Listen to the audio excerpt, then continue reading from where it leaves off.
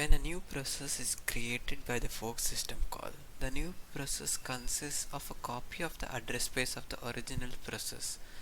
That is, the child and the parent process they share the same address space. So this mechanism allows parent process to communicate easily with its child process. So this both process, the parent and the child, executes the instruction after the fork system call in the same address space, but with one difference. That is, the return code for the fork is 0 for the new child process, but whereas non-zero process identifier of the child is returned to the parent. Typically, the execution of the exec system call is used after the fork because one of the two processes has to replace the process's memory space with a new program.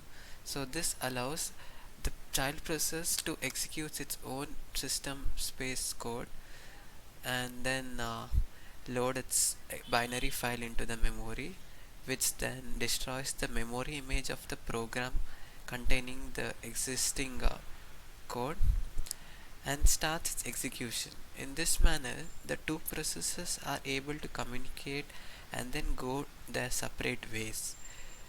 The parent can then create more children, or if it has nothing else to do while the child runs, it can issue a wait system call.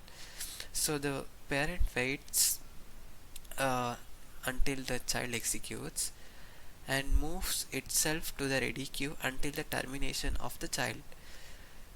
So, the C program which we understood in the last helps us understand how both child and parent executes the code in the same address space.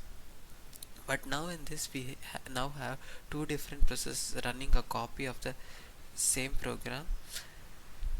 Uh, but then child process overlays its address space with the Unix command